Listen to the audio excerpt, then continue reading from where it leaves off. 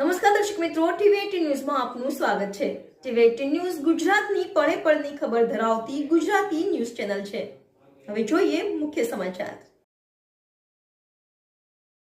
લગ્નની લાલચ આપી બળાત્કાર કરનાર આરોપીને પોલીસે ઝડપી પાડ્યો। અઠવા લાઇન્સ પોલીસે આરોપી નવનીત પ્રમોદ ઝાને નોઈડા ખાતેથી ઝડપી પાડ્યો। આ બનાવ વખતે ફરિયાદી 16 વર્ષની હતી ત્યારે આરોપીના સંપર્કમાં આવી હતી અને આરોપીએ ફરિયાદીને પ્રેમજાળમાં ફસાવી દુષ્કર્મ આચર્યું હતું।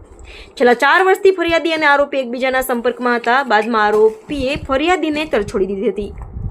ફરિયાદીની સગાઈ અન્ય જગ્યાએ થતા આરોપીએ તોડાવી નાખી હતી, જે મામલા અંતે પોલીસ સ્ટેશને પહોંચ્યો હતો, જેથી પોલીસે આરોપીની ધરપકડ કરી આગળની કાર્યવાહી હાથ ધરી છે। સિટીના અઠવા પોલીસ સ્ટેશન વિસ્તારમાં એક ફરિયાદ આવી કે એક માઇનર બચ્ચી સાથે એક માણસે દુષ્કર્મ કરેલું અને પછી શાદીનો પ્રેમ સંબંધ બાંધ્યો, શાદીનો પ્રોમિસ પણ કરેલું, પર થોડા સમય બાદ ના પાડી દીધી।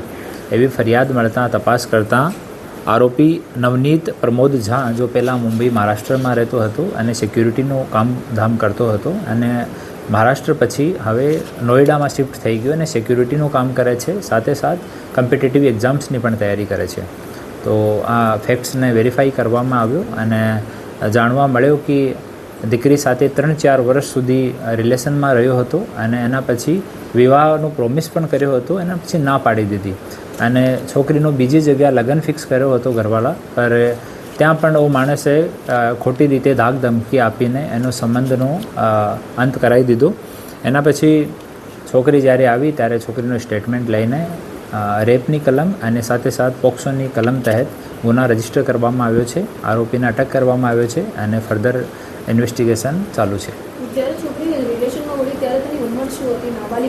હા, 16 વર્ષની ઉંમર હતી ત્યારે અને પહેલો સંબંધ બાંધ્યો અડાજણ ખાતે એક હોટલ છે ત્યાં બાંધેલો હતો અને હોટલમાં પણ આપણે ડોક્યુમેન્ટ્સ જો છે એ લઈ રહ્યા છીએ કે કઈ રીતે માઇનર છોકરીની એન્ટ્રી થઈ હોટલમાં, એ પણ આપણે ચકાસણી કરી રહ્યા છે અને છોકરો અને ભોગ બનનાર જે છે એ રિલેશનમાં પણ છે, તો એની પણ તપાસ ચાલુ છે।